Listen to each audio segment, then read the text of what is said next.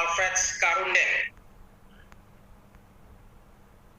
Apakah di akhir zaman ini ada yang seperti Hymenaeus dan Alexander yang tadi sudah disebutkan, dua orang yang menolak hati nuraninya sehingga kandas iman mereka? Silakan, Pak. Oh ya, ada. Sampai nanti hari penghakiman ada. Makanya kan dikatakan ya, dalam firman dikatakan antikristus, nabi palsu, Mesias palsu itu akan datang dari antara kamu. Bukan dari antara kamu itu bukan maksud dari orang percaya, bukan. Tapi dari kelompok kumpulanmu itu. Jadi pasti masih ada. Yang melakukan ajaran sesat itu masih ada. Kayak Hymenaeus itu kan melakukan ajaran sesat. Alexander juga melakukan hal yang sama. Itu akan ada terus gitu. Akan ada terus. Contoh nih ya, ini saya kasih contoh ya. Saya tidak mengatakan sesat dulu ya. Karena saya paling tidak maulah menghakimi orang sesat atau tidak. Tapi mungkin bapak-bapak ingat yang namanya Toronto Blessing, ya. Tahu Toronto Blessing kan? Di mana orang ketawa-ketawa itu kan? Nggak ada dasar firmannya. Tapi ya pengikutnya banyak tuh di Toronto itu, di Kanada itu. Toronto Blessing. Tapi akhirnya apa? Hilang. Sekarang masih ingat ya, nanti sebenarnya kita akan bahas juga nih nanti dalam minggu-minggu yang akan datang. Tapi saya kasih contoh saja. Saudara tahu kan Injil Kemakmuran, tahu ya? Tahu nggak siapa tokoh Injil Kemakmuran? Yang terkenal? Benny Hinn, benar, Benny Hinn. Benny Hinn itu adalah tokoh Injil Kemakmuran. Tapi September 2019, saudara bisa lihat di YouTube atau di Google. September 2019, tanggal berapa ya? Tanggal saya lupa tanggal berapa. Tapi September 2019, dia secara publik mengatakan kepada publik, ya, bisa lihat di Google itu ya.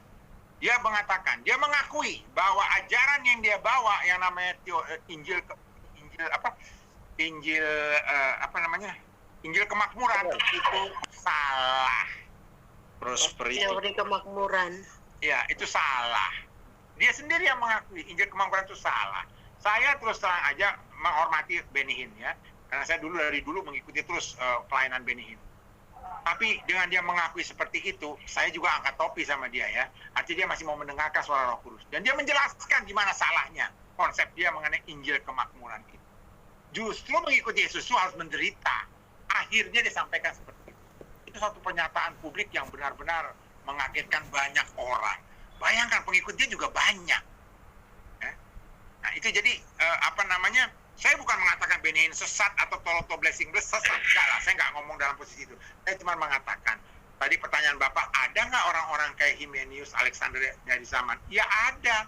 Wong sudah dibuatkan demikian kok. Pasti ada. Kalau itu tidak ada, tidak ada dong yang mengajarkan ajaran sesat. Justru tidak ada dong Mesias palsu. Justru itu pasti ada. Nah justru itulah kita harus berhati-hati. Kita harus benar-benar minta pimpinan Roh Kudus, benar-benar hidup kita dipimpin Roh Kudus, supaya kita benar-benar mengerti apa yang Tuhan mau.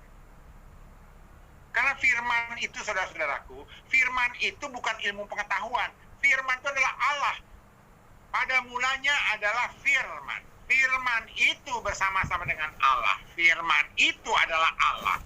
Kita manusia yang terbatas, yang infinite, itu tidak mungkin mampu menguasai kita yang finite, kita yang terbatas, tidak mungkin kita bisa mengetahui yang infinite, yang tidak terbatas. Makanya kita minta pimpinan Roh Kudus. Gitu.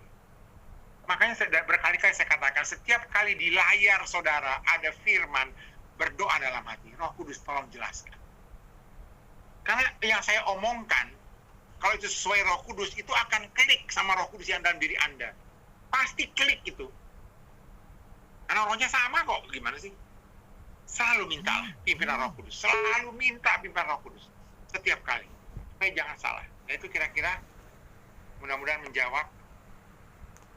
Kiranya menjawab pada Bapak Alfred, ya silakan. Terima kasih Bapak menjawab. Terima kasih Pak Alfred, begitu. Pertanyaan berikutnya disampaikan oleh Bapak Effendi Tabu Bolon. Pertanyaan Pak Jo,